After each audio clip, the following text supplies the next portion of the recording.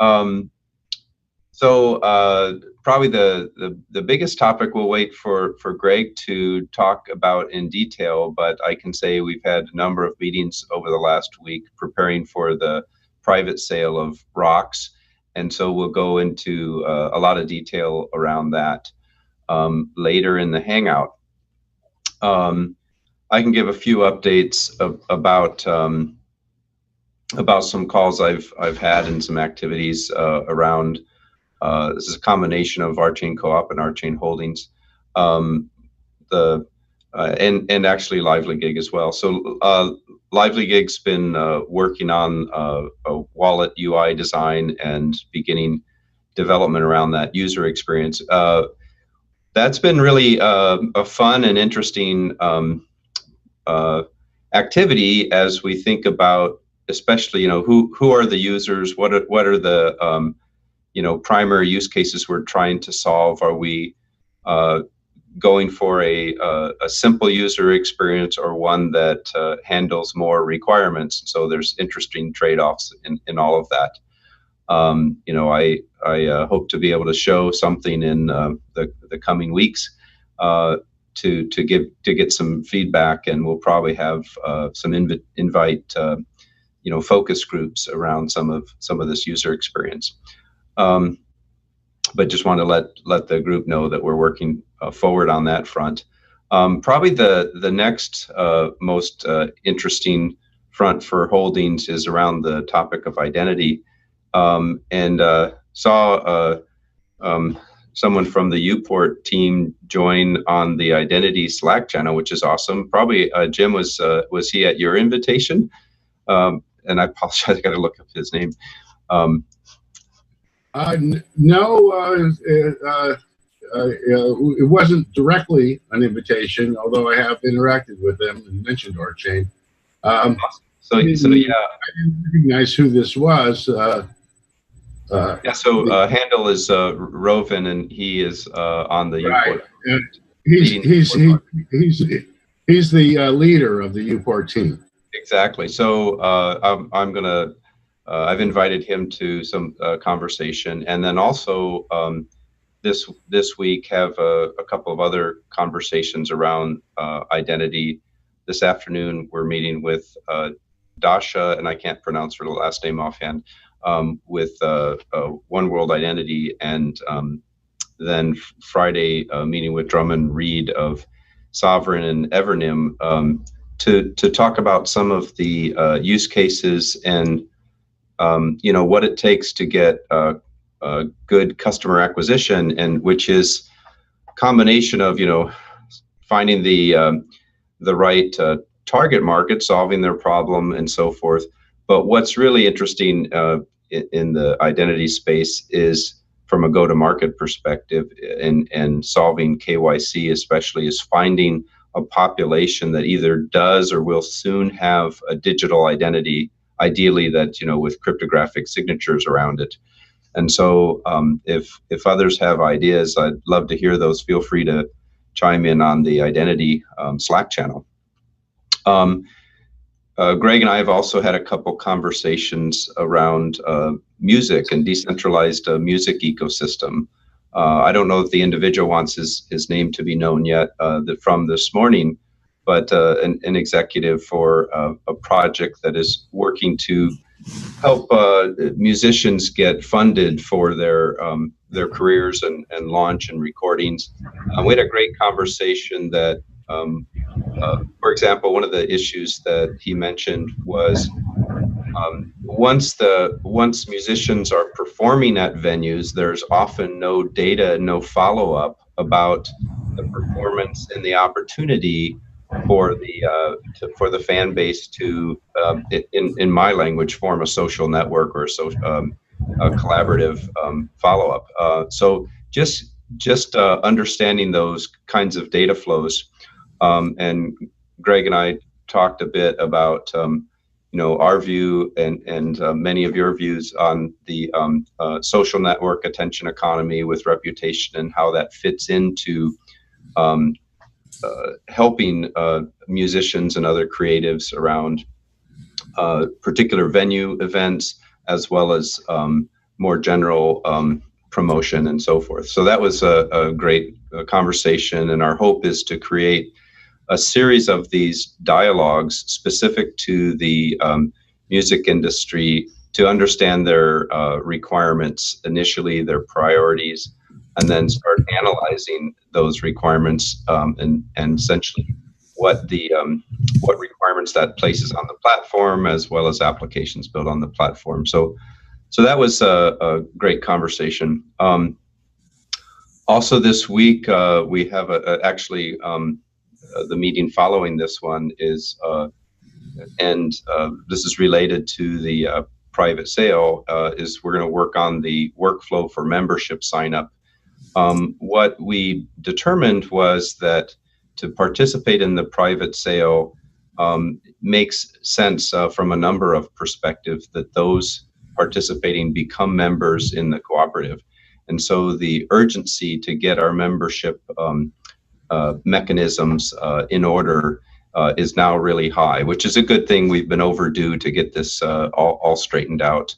I don't happen to see Evan online, but Evan and one of the associate attorneys at Martin Davis, David Otto's law firm, have been working on the applications around the United States related to cooperatives to make sure that we can take membership fees around the United States. And I think that is pretty well wrapped up.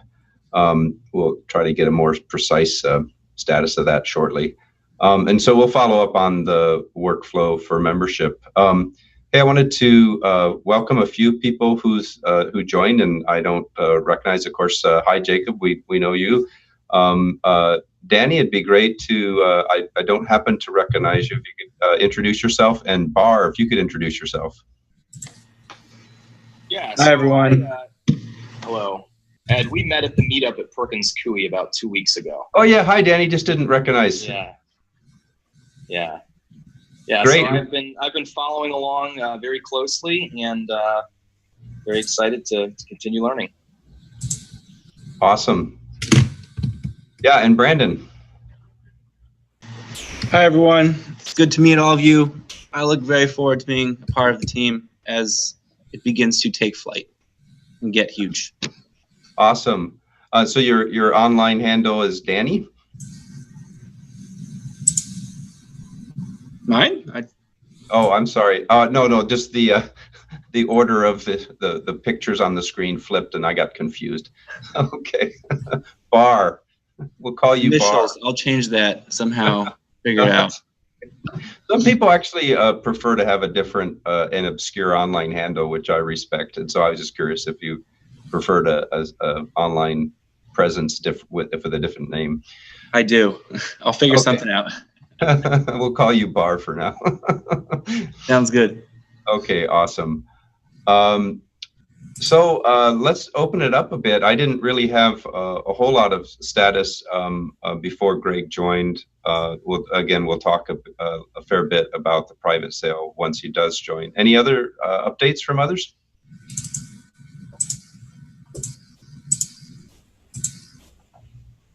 How about some of the developers' updates from platform development? We've been working on, this is Mike Stay, by the way. We've been working on the virtual machine. Nearly all of the state transition handlers have been written. We are moving now to implementing the methods that the handlers are trying to invoke. Tim has done great work in getting the project set up nicely in its own directory. We're also trying to find someone to help with this private sale, the website, to get that set up. What we've found is that the people that are really good don't have time to do it this week, right? Which is when it needs to be done. The people that have time to do it are kind of mediocre. So we're talking with a guy in Russia who supplied some developers that helped Greg last time. He should be back to us today. Is there any reason why? Sorry, Mike. Is there any reason why you need it done this week? What's the rush? The sale is the 21st, is that right? So it needs to be ready by the 14th to be tested before going live. Yeah, the ambitious goal is to start the private sale on the 21st.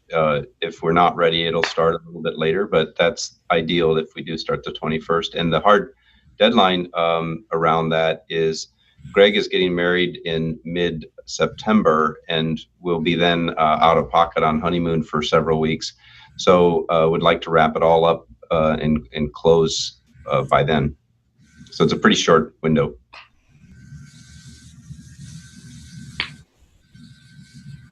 I finally have access to the JIRA. There was some miscommunication about that, but we will begin entering all of the tasks into that and start doing real software development instead of just sort of poking around. Oh, you've been doing real software development, just going to be a bit more organized. But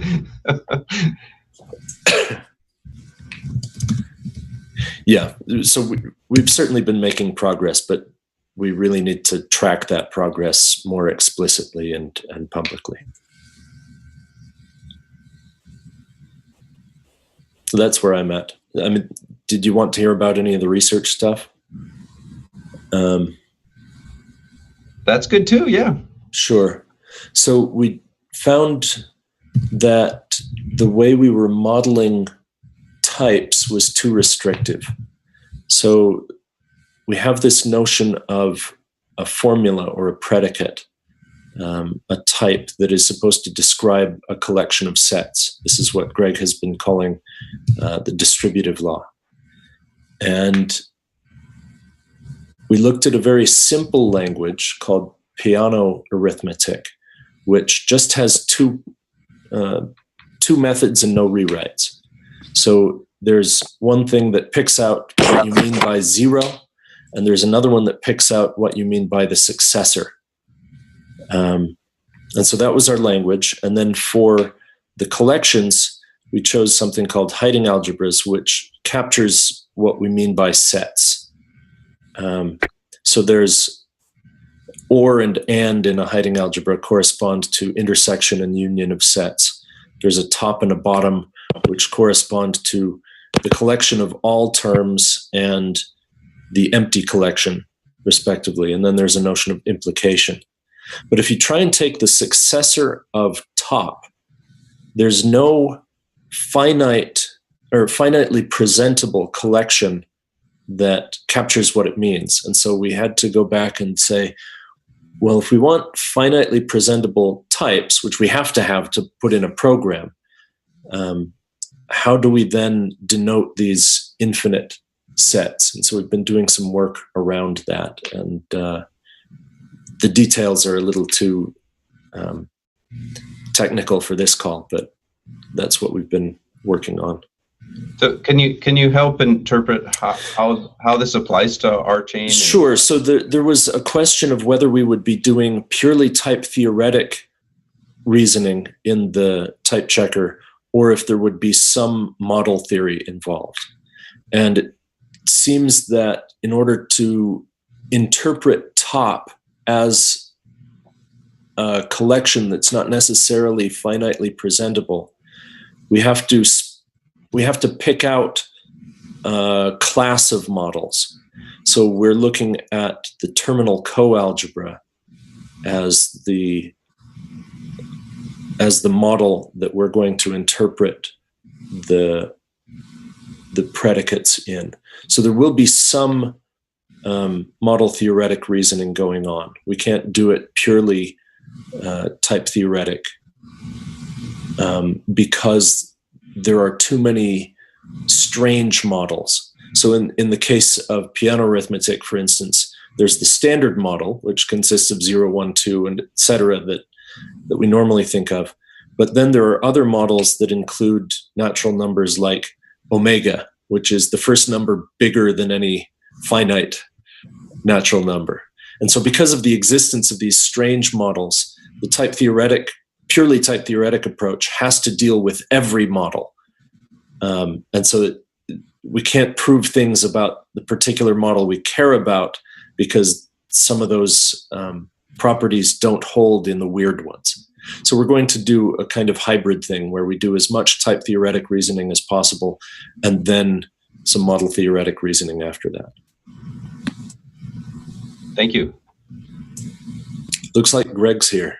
Yeah, I'm here. Thank you. That was a great presentation, Mike. I really appreciate that. It was awesome. So, Greg, we're in the middle of asking for developer updates. So, if the other developers want to chime in, it'd be great to hear. Oh, I love that. I think maybe Griff was going to give a demo, actually. Oh, I'm sorry. I thought that was in another week or so. I can be ready to do it next time. Okay, no, I thought the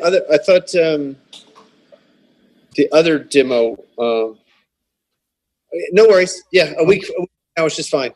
Yeah. Okay. No So, but Griff, if you could describe briefly what you've been working on, that would Sure. be cool. I'm working on the storage layer, and it's completed up to doing unification on keys, which is a prologue idea. And the next step is to, in the programming, is to add continuations to that so that we can store continuations. But I've set the direct programming aside and am working on a formal specification, an operational specification of the API of the database, so that we can be prepared to prove properties about it. So my immediate plan is to finish the operational specification of the API, and then to add continuations to the database. So that's where I am right now. Just to speak to that a little bit, the idea is that we have these requirements that we need from the storage layer.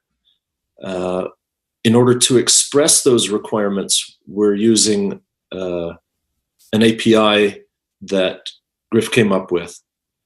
And I worked with him somewhat on that this week. But then in order to give semantics to the API, we need to look at whether the different databases we're considering using support those semantics. So we've got the API and the preconditions and postconditions that have to hold for that API, and then looking at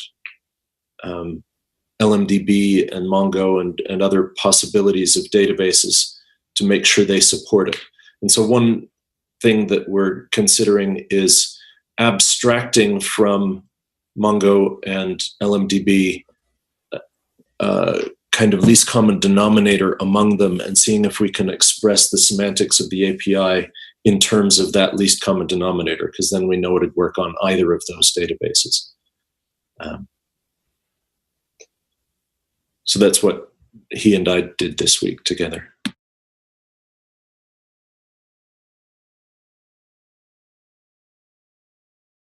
I can take two notions that have been mentioned and mush them together in a short version of a developer update. So Mike mentioned poking around, and Griff produced a key value API. I smushed those things together and made a little application that can run on several nodes, contains Griff's key value store mock business and his API. You can mutate any one of those mutations, get shipped to the other nodes. Everybody reflects the state of all of this stuff. The protocols are dead simple, and it's not a proving ground for that, but it does provide a nice harness to then test out the actual byte shipping strategies that we may end up using. That's awesome. That's great to hear that progress. And it was fun. And that's important too. So, Mike, when you were providing status about the transition handlers, are we writing the state of a VM into this storage API, or is that future still? That's much in the future. Right now, it's just taking a stream of opcodes, recording the ones that it has seen. So if there's a jump backwards into the stream, we can do that because an arbitrary stream isn't seekable. If we jump forward, then it can read the opcodes it needs to up until that point, and record the ones that it's seen. But just getting the opcodes, looking at the state of the virtual machine, and making the transition in the machine. Got it. Yeah, unifying it with the storage layer will come later. Okay, got it. Thank you, Mike, and thank you, Chris. Chris, that's awesome little application. That's really quite sweet. Is it checked in? It's checked in to the place that I mentioned in my notes. Later on today, I'm going to put it in Navneet's dancing doll stuff in Rchain. I don't have the code ironed out quite right to do that automatically, so I'll take a few minutes to do that later. Cool. Great. Where else are we in updates? I can give one. Right. So last week I produced a specification for cost analysis and or for a dynamic cost analysis and for phlogiston deduction from the semantics of the row calculus. And this week so far, I've been working with Greg to kind of iron out what information we'll have available when we begin to actually do the static cost analysis. And right now we're kind of working on porting over everything that I produced last week into the specification type that Greg has proposed. And the benefits of doing that are essentially that whenever we collect or we want our collection and our cost analysis statically to be monadic, essentially. And so that's, pretty much what I've been working on, just porting over last week's specification into a monadic kind of collections style. So that's what I've been working on. Yeah, it's actually a pretty rewarding stuff. One of the things that we looked at was the we looked at several things. One is that the factorization of the presentation. Do you factor? Hang on 1 second. Sorry.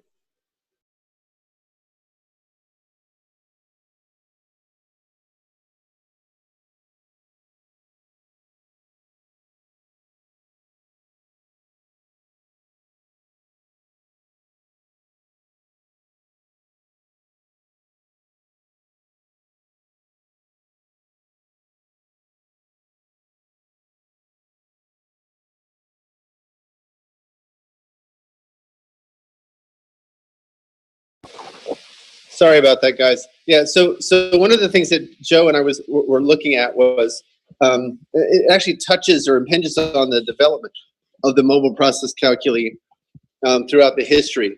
If you look at how CCS was developed, that was the processes were parametric in actions, and Robin was thinking of actions as being whole program steps potentially, and then of course that thinking carried over as he and Joaquin Pero and David Walker developed the pi calculus.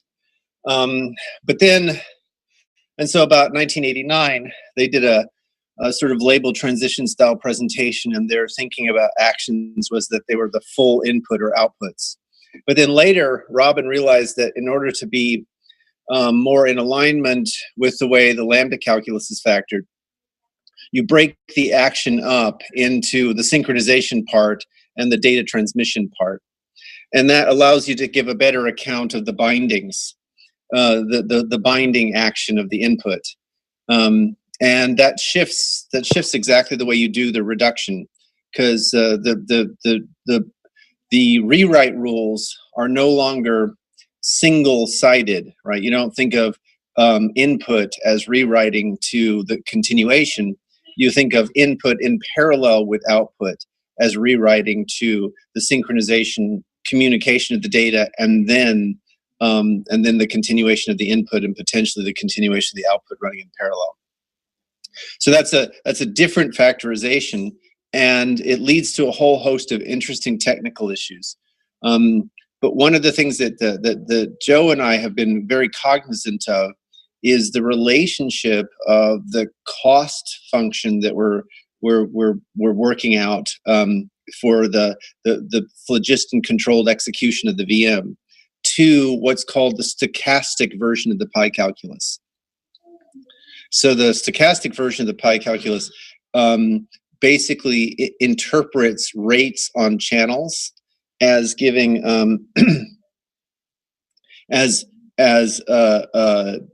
determining information about who wins races. So this is very, very close to the kind of semantics that we're expecting in Casper. It also is close to the, as we said, costing out these functions. It's also very close to what we've been thinking about when we think about basic attention economy kinds of functions.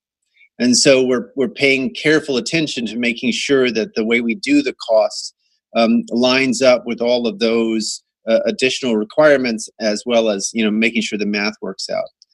Now, the interesting thing that we observed yesterday was that the best presentation of the stochastic pi calculus to date, which comes from Luca Cardelli and Radu Madare, is back by about 30 years.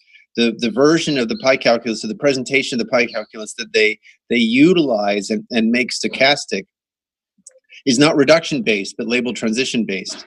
And so there's a gap in the literature where providing a stochastic version of the reduction style is going to be there's an opportunity there. And so that's a part of the work that we're doing, is kind of filling in that gap a little bit.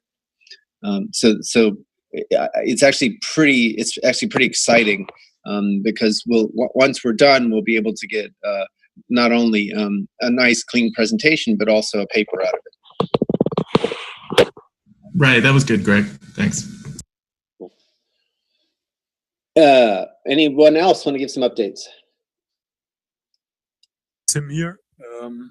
I just continued my work on the parser, and hopefully that is done now, and helped a little bit with the VM.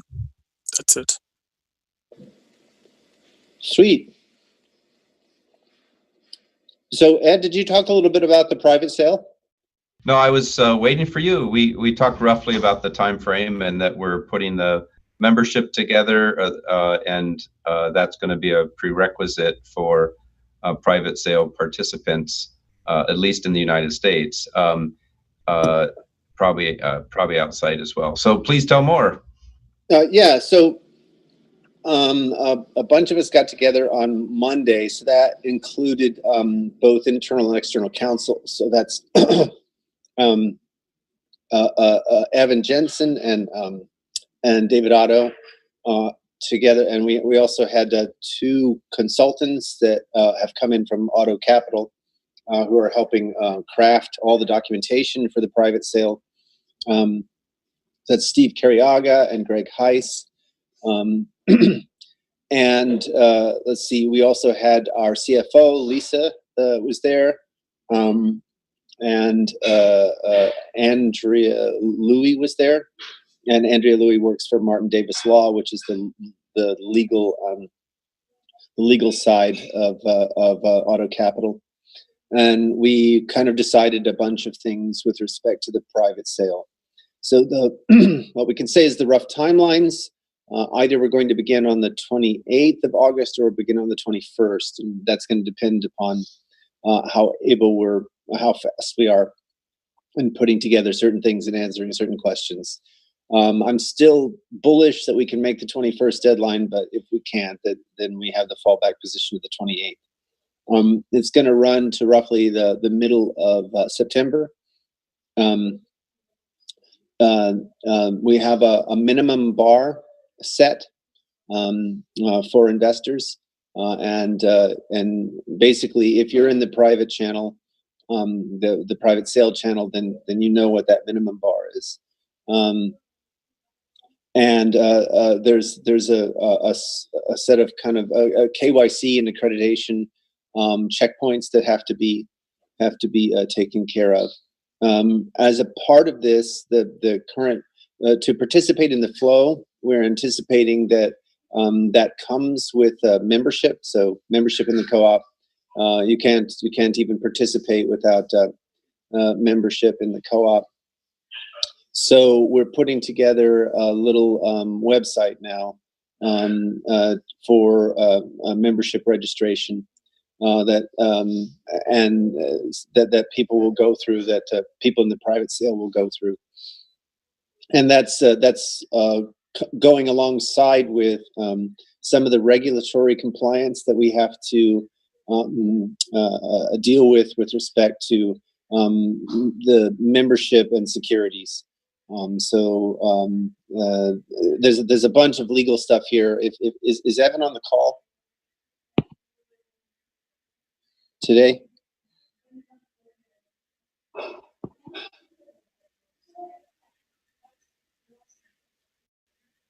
No, it doesn't look like it. So anyway, we can have Evan join the call, and he'll be able to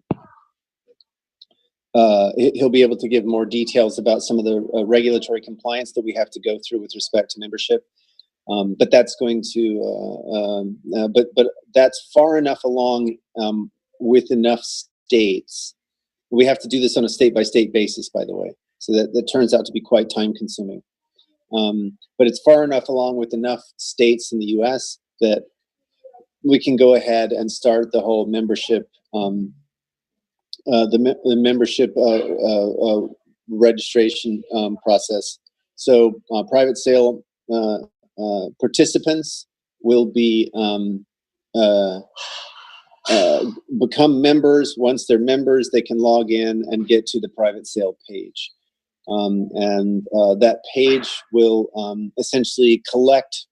Here's the rough process. We're refining all of this, but for those participants in the private sale, that page will collect their accreditation and bona fides and all of that kind of stuff. And once that's been successfully supplied, then we will hand them a crypto token address. If they're paying with Ether, we hand them an Ether address. If they're paying with Bitcoin, we hand them a Bitcoin address.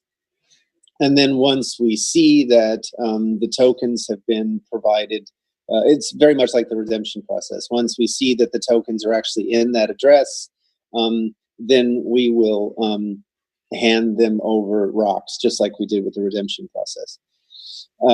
So that's the rough outline of the mechanics of the sale, the time bounds of the sale, the sort of participants. We have had just enormous interest from the community for participating in the sale.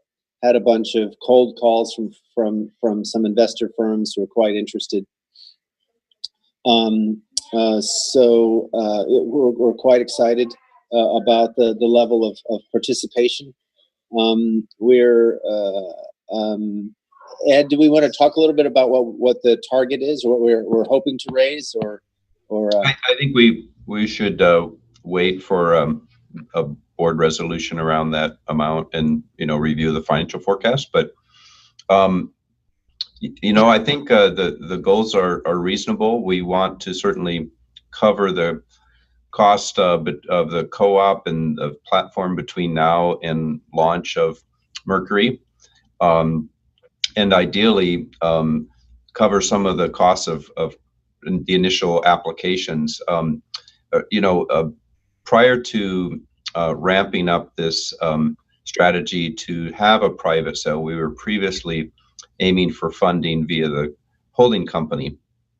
And what the feedback we were getting from the investors we were talking with is basically many of them were more interested in the rock, or asking, why aren't we doing a token sale?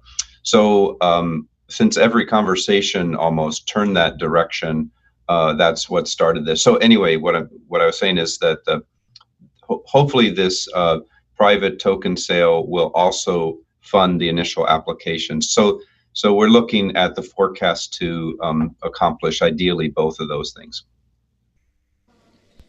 Yeah. Yeah, exactly.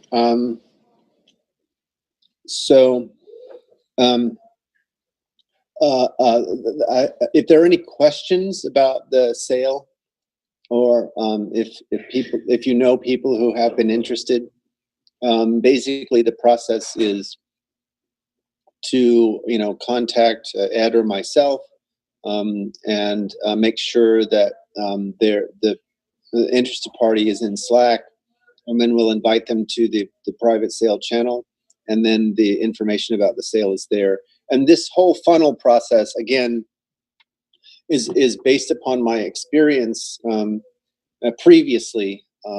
I feel a very strong need based on what happened in the past to make sure that we have a good, clear understanding of who's investing, and that they really want to be a part of a community. That this is not not just speculation, and that the people who are participating, they're on the up and up, so to speak. I don't want to say much more. But that's part of the reason why we're taking this approach. It's much more about making sure that people who are involved are kind of in it for the long haul, and they're in it to participate in what it is that we're building. Cool. Unless there's any questions about the private sale, we can move on to other topics. Yeah, I just wanted to mention, you'll see some very specific language that around the sale that may sound a bit foreign compared to the other cryptocurrency projects. We won't use during this time frame. We won't use an ICO. We won't we'll be using language such as the private sale of a token or token property, and the reason has to do with making sure we steer clear of being categorized as a security. And that's also part of one of the reasons we are requiring membership in order to participate, because we'll also ask those that participate in the sale, ideally to be active members, to vote on issues, to and help contribute to the realization of the ultimate platform. And so these are part of the legal opinions that came out, especially after the SEC issued their opinion on the DAO contract. So you'll see very specific language, and I just ask everyone on the channel to be careful about language.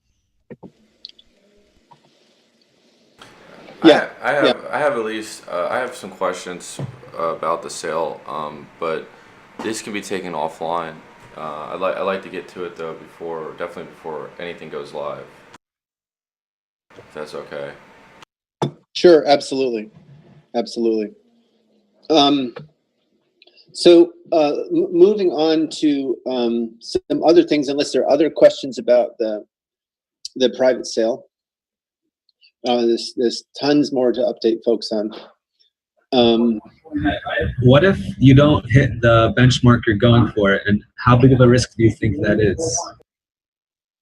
I'll be honest. This is a crazy market. I have no way to predict this. Right? We're talking about raising 7 and 8-figure raises with lead times of 2 weeks.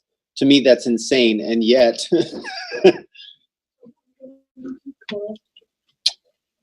Well, we have that lead time for these specific mechanics, but some of these conversations and relationships stem back, 8 months, a year, et cetera. So we do have some longstanding interests. This is the mechanics are being rushed. Yeah, the mechanics are rushed, but the mechanics and the getting the word out. I mean, we're being cold called by all kinds of people that we've never heard from before. So to Jacob, to answer I'm sorry to cut you off, Greg, but Jacob, to answer your question, we are going to move forward on building the platform with the amount we do raise. That's exactly.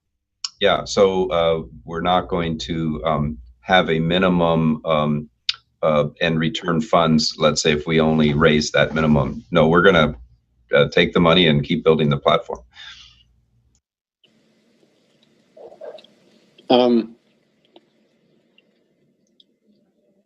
Exactly so. And we have several different options with respect to funding that are not just the private sale.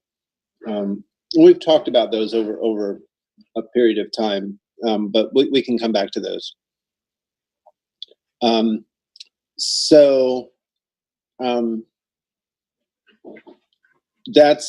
all there is on the private sale, unless going once, going twice.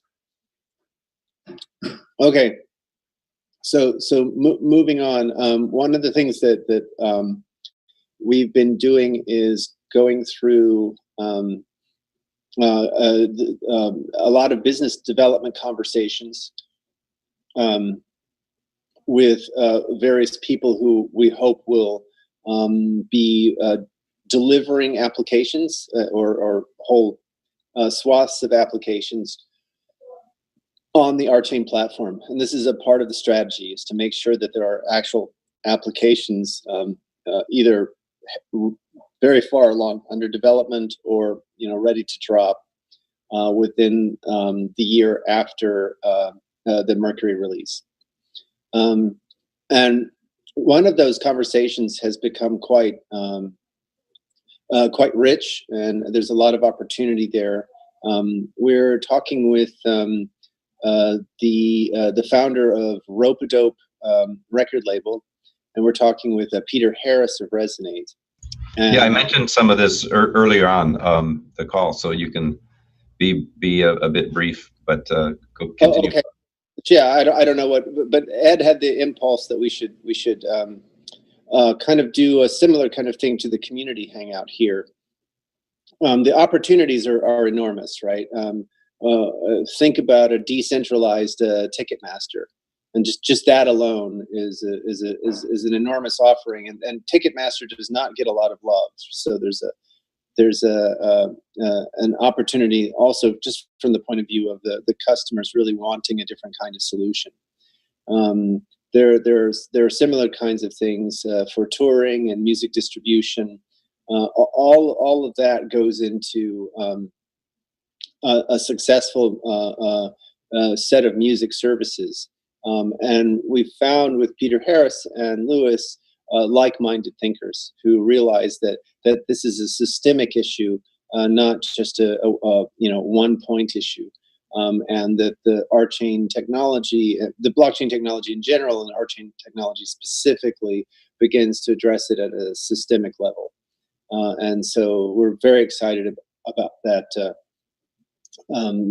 those engagements. Let's see, what else? There's so many irons in the fire, it's hard to keep track of them all.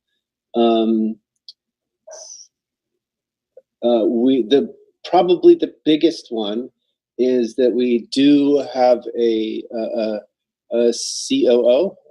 We've got someone who will be coming in as a COO, and we would like to introduce them next week. So there was a bit of a, we were hoping to do it this week, but there was a bit of a timing mix-up. So next week we hope to introduce our COO and talk about some of the more interesting opportunities.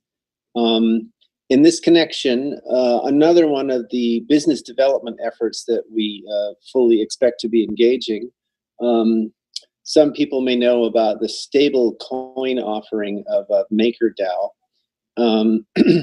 So some of the founders of that offering will be engaging us directly to do an implementation of that on the Rchain platform. So we're hoping to have that as another one of the kinds of sort of financial service offerings that is available right away after the Mercury release, like very, very following closely on the heels of the Mercury release. So anyone who's paying attention can probably connect all the dots there. And if not, stay tuned for next week,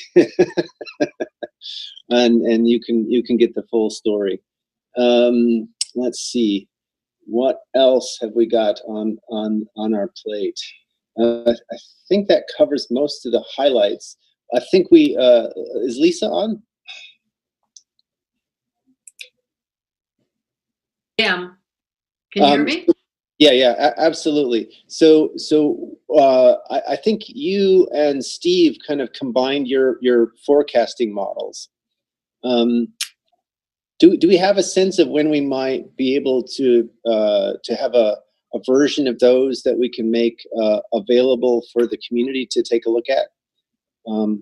As you know, I'm all about transparency, so I want to get some version of that out to the community so they can see both revenue forecasts and also spend forecasts for the co-op. Yeah, I totally agree. And Steve and I did, work quite a bit putting our two ideas together.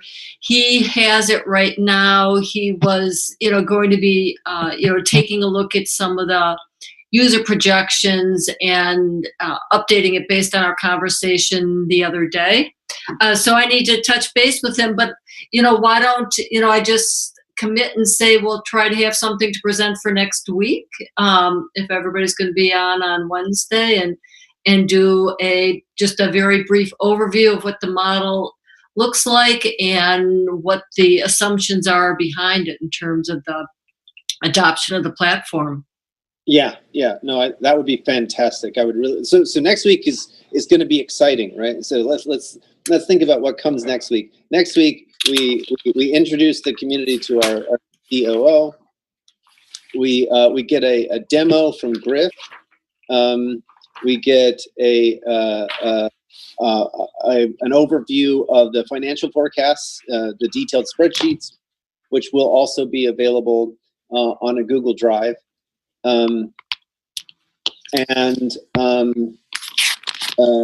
Let's see, what else did we say we were going to talk about next week? I think there was one other demo that we wanted to give, and I can't remember what that demo was, but I think even that is going to be quite exciting. So I'm really hoping people will come for that. I also want to do a quick screen share of this is a personal announcement, but for me it's a major event, a life affirming event here. So 1 second, I'm gonna switch devices, so I'll leave and then come back.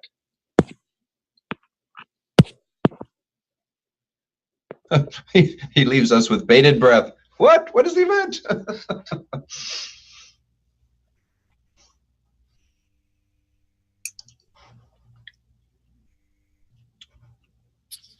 We see you, Greg. Okay, great.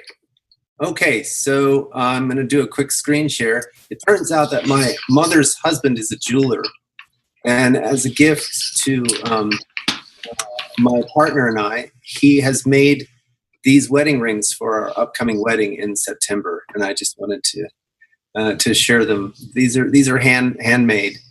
Oh my gosh, they're beautiful. Beautiful. Yeah. So I was so shocked and thrilled when I opened my messages this morning and saw this picture. So, and the rock on the right is what? It's an emerald. An emerald. Okay, I was going to guess. Beautiful. Yeah, Yeah. that is really beautiful. Cool. Anyway, it's like I just felt the impulse to share. I can't invite everyone in the community to the wedding, but you'll all be there in spirit. So those are my updates, both professional and personal. Do we have anything else we want to cover? I've got at 12. We've got to talk over the membership sign up flow. So I'm gonna have to jump off right at 12. So I'm gonna check and see if there's any more questions from the community, from the team, anything that we want to talk about. Yeah, Greg, can we talk either tonight or tomorrow? Tomorrow would be better if that works for you, but it doesn't matter to me. Sure. Yeah. You say tomorrow is better? If it's for better, I mean, any time, but just want to get in a couple words, if that's all right. Yeah, absolutely. Yeah, I'll shoot me a text. Shoot me a text. I'll shoot you a text. Absolutely. Anything else like that we want to cover that with respect to Rchain? Well, on the side is as part of the identity workshop, we've been prototyping the membership contract to whitelist activists and build the Rock Marketplace. I don't know how this dovetails with your other membership efforts, or we've got to connect them. It's really important. Just for the private sale, though, we have to have a membership solution, and then we can connect the two efforts as soon as possible.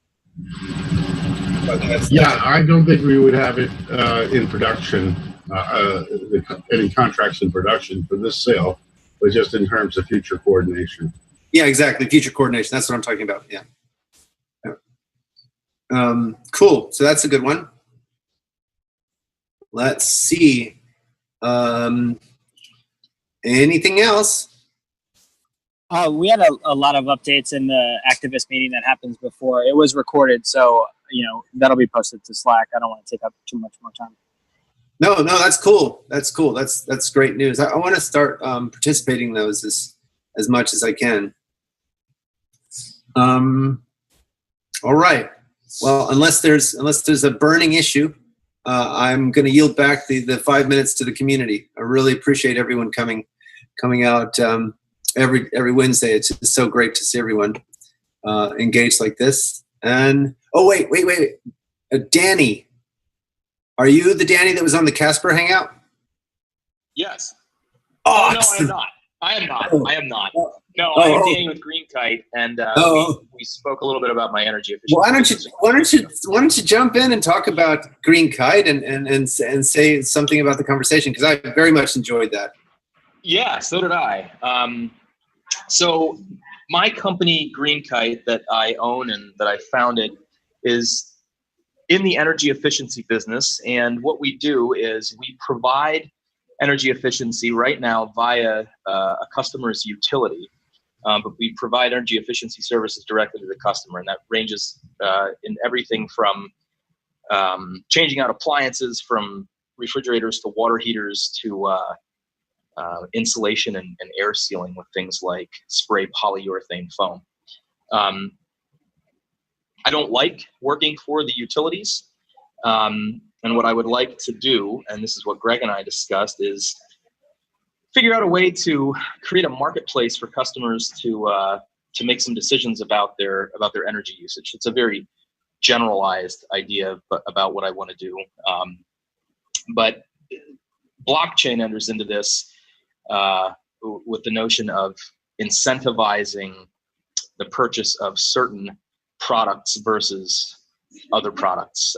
I usually make the example with a water heater. Most people don't care about water heaters. Those are decisions they would leave up to their general contractors if they are building a home, or the local plumber if they're replacing their water heater. Water heaters, though, have tremendous importance when it comes to how much power an individual household consumes. And there are water heaters that are much better than other water heaters. Most people, though, don't take the time to educate themselves on, the boring, unsexy details of water heaters. So that's where we want to step in and help make consumers see the right choice. And rather than just go with a very passive approach of saying, hey, we like this A.O. Smith water heater and we think you should buy it. What we'd like to do is be able to subsidize that purchase. And what I'm building at Green Kite is a network of sponsors, starting with the utilities that I work with currently. But I'd like to branch out to even bigger fish, 501c3s, who have an interest in promoting energy efficiency and carbon reduction. So as you all know, I'm sure from Greg talking about the why behind Rchain, climate change is a big issue that Greg is interested in and that we probably all are to a certain extent. And that's where my interest in blockchain and then specifically in Rchain has come about.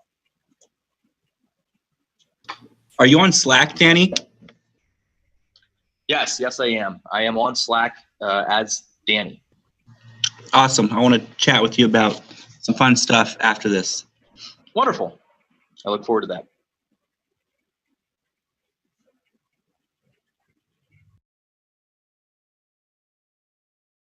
Oh, who was that speaking? I couldn't tell who was addressing Danny. This is Brandon, ref. Oh, hey, Brandon. Cool. Yeah, that's great. Anything that's happening around energy efficiency or other environmental-based applications, keep me in the loop. I really support that very much, and so let me know as things progress. I have some paint that's also an insulation, so you can just paint on insulation. It's a brand new technology, so I'll tell you all about it. I would love to hear all about that. That's really interesting. So cool. Okay, guys, I got to jump off. Thank you again. I think this is just wonderful, and we'll see you again next week. Remember, next week, 3 exciting announcements. Talk to you soon. Ciao. Bye.